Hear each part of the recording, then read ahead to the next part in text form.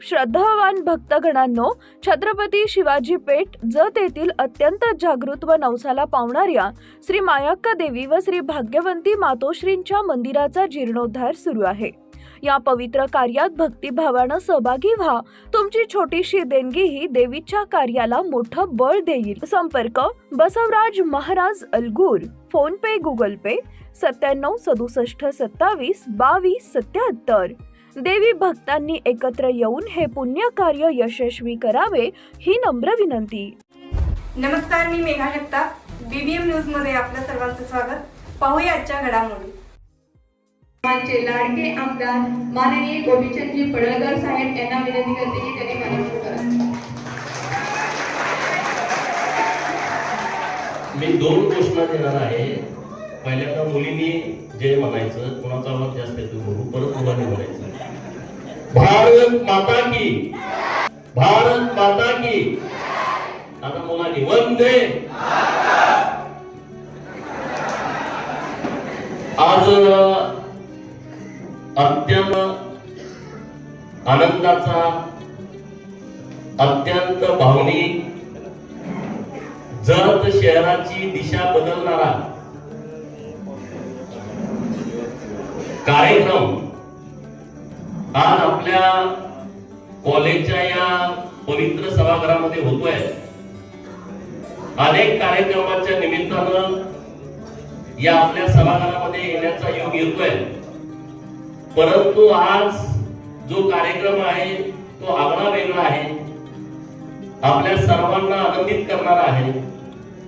गेल्या अनेक वर्षांपासून जत शहर आणि जत ग्रामीण भागासाठी ज्यांनी अत्यंत प्रामाणिकपणे कष्ट घेऊन भारतीय जनता पार्टीचे विचार तळागाळापर्यंत पोहोचवण्याचं काम केलं। कोणतीही राजकीय पार्श्वभूमी नसताना राजकारणामध्ये कार्यकर्त्यांच्या आग्रहास्तव ज्यांनी प्रवेश केला, सामाजिक कामामध्ये त्यांचा कुणी हात धरू शकत नाही। जत शहराला वेगळी ओळख देण्यासाठी वेगवेगळ्या संस्था निर्माण केल्या।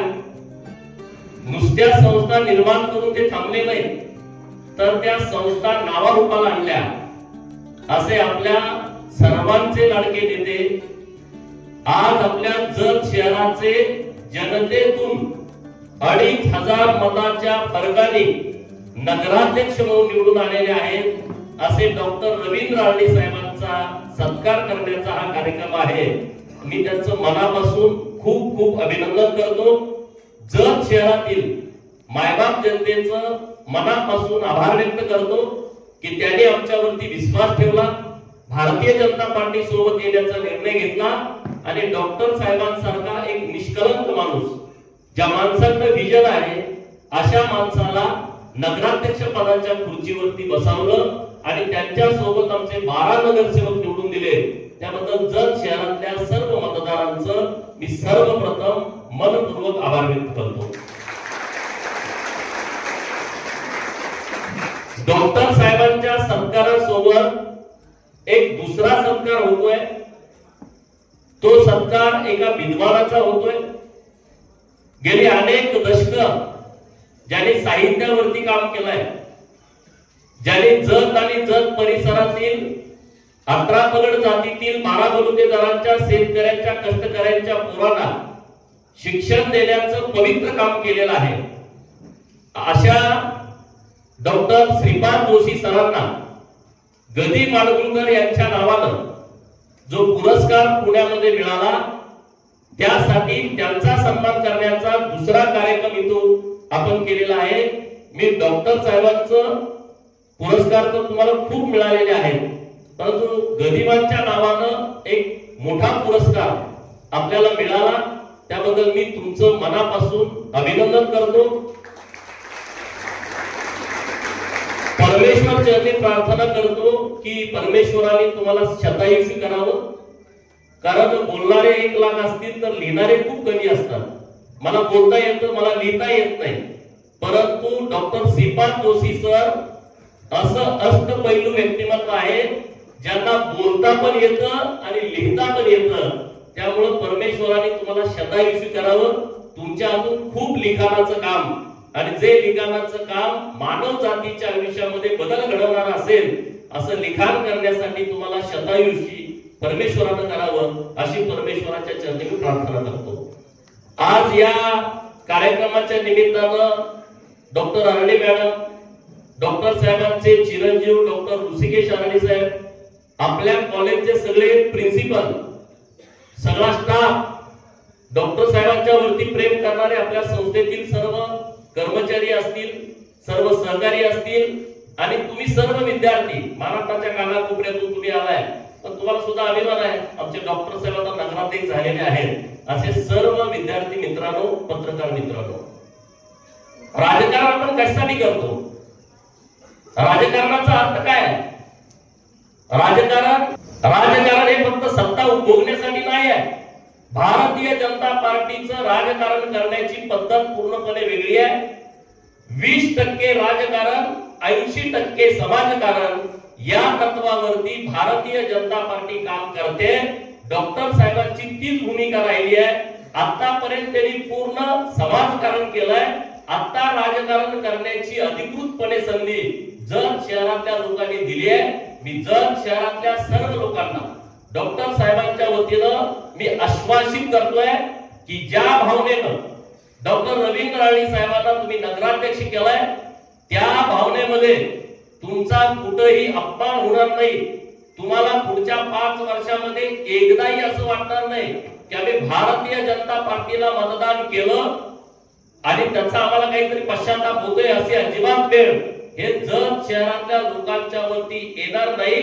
असं काम डॉक्टर साहेबांच्या सोबत मी खांद्याला खांदा लावून आम्ही शहरातल्या लोकांच्यासाठी करू, हा शब्द आपल्या माध्यमातून घेतो.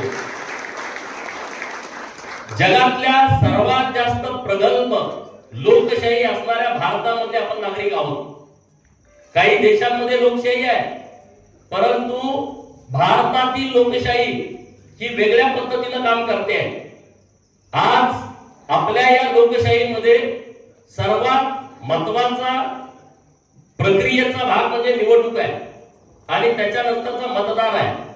निवडणुकीची प्रक्रिया ही लोकशाहीचा गाभा आहे, आणि चांगल्या पद्धतीनं भीती नसणाऱ्या वातावरणामध्ये भारतामध्ये निवडणुका होतात, आणि तशा पद्धतीची निवडणूक आपल्या शहरामध्ये झाली आहे. डॉक्टर साहेबांच्या पाठीशी राज्याचे लोकप्रिय मुख्यमंत्री माननीय देवाभाऊ सक्षमपणे आहेत.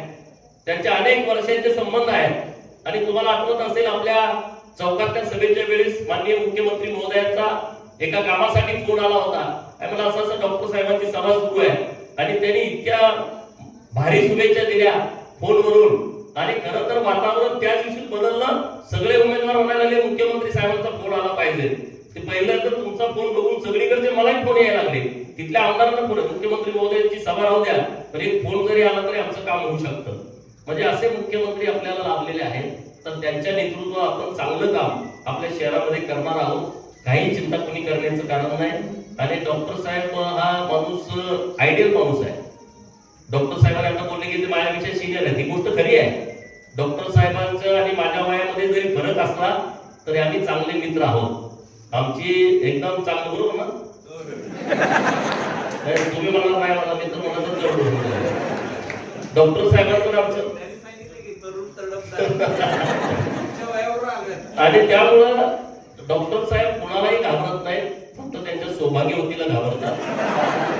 आणि अनेक वेळा जेव्हा आमचं बोलणं झालं तेव्हा म्हणजे माझी बायको मध्ये निवडणूक लढवायला नाही, राजकारण्यांना शिव्या देते, आणि त्यामुळे त्यांचा राजकारणावरती विश्वास उडालाय मागच्या निवडणुकीमुळं.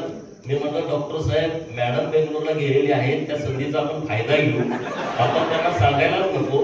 आणि एकदा आपली उमेदवारी घोषित झाली त्यामुळे त्यांची जबाबदारी वाढती आहे. आणि मग ते डॉक्टर साहेब मला म्हणजे ते प्रचारावर पण येणार, मला असं सांगितलंय. आणि 4 दिवसानंतर मी बघतोय तर मॅडम सगळ्यात पुढे प्रचार करायला आहे की आमच्या मिस्टरांना तुम्ही निवडून द्या. गमतीचा भाग सोडून द्या, परंतु पाठीमागं त्या नगराध्यक्ष पदाच्या निवडणुकीमध्ये थोडक्या मताला हरल्या होत्या, आणि आता आपल्या सगळ्यांची जबाबदारी होती. आणि डॉक्टर साहेब लोक अशी करते, तुम्ही म्हणून काही चिंता करू नका, आम्ही तुमच्या सोबत आहोत, आणि आम्ही रात्रीचा सगळे दिवस करू.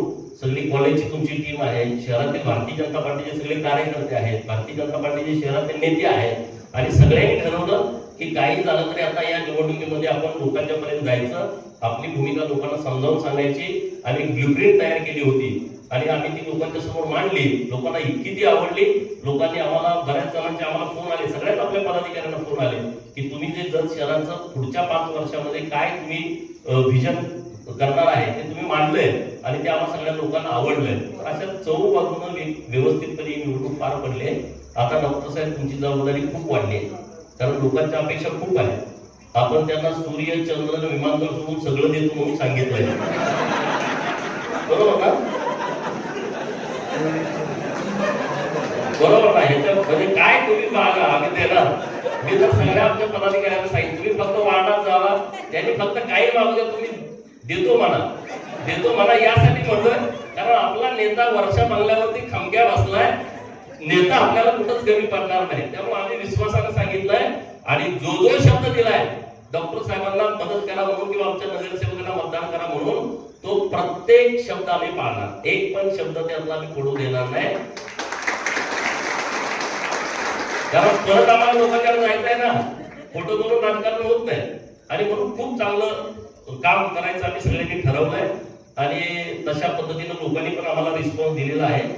डॉक्टर साहेबांना भीती वाटत होती आणि मला तुम्ही नगराधीश पदाला उभा करताय, माझ्या विधान परिषदेचं काय आहे, पुढे काय चिंता करताय? राजकारणामध्ये जे मिळतंय ते घ्यायचं आणि राहिलेल्यासाठी परत भांडायचं, अशी राजकारणाची पद्धत असते. त्यामुळे आता नगराधीश पद मिळालं, परत आपण भांडूला मागणी करू, माननीय मुख्यमंत्री पदाला भेटू की आता आम्हाला जबाबदारी तुम्ही दिली, आम्ही ती पार पडली, आता आमचं पुढचं काय. म्हणजे राजकारणाची तुमच्या पण आयुष्यात हेच ठेवा, मला सगळंच पाहिजे असं जे मिळतंय ते घ्यायचं, परत पुढच्या गोष्टीसाठी भांडायचं. आणि त्यामुळे डॉक्टर साहेब त्याबाबत पण तुम्ही चिंता करू नका. वगैरे लोक म्हणजे डॉक्टरांची गेम करायला लागले, लोक डॉक्टर सांगतात ना आपल्याला रती महारती माणसं आहे, तोंडावर आमच्या एक बोलते तर मागे डॉक्टर साहेबांना वेगळं सांगते, मला वेगळं सांगते आणि आमच्या दोघांचं ट्युनिंग इतकं भारी आहे ना, काही चिंता करू नका. जोपर्यंत आम्ही दोघं शांत बसणार नाही हा मी शब्द जर तालुक्याच्या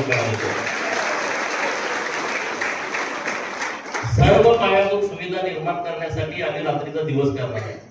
जर शहर पूर्णपणे तुम्हाला बदललेलं दिसेल, आता डॉक्टर श्रीपाद जोशी सरांचा सत्कार झाला आणि अखिल भारतीय मराठी साहित्य संमेलनाचं अध्यक्ष एका तालुक्यातल्या 4 जणांनी भूषवलं होतं. त्यामध्ये आटपाडी तालुका आहे, महाराष्ट्राचा एकच तालुका असेल की तालुक्यातल्या म्हणजे मोठ्या शहरामध्ये असतील लोक आणि काय ग्रामीण भागामध्ये.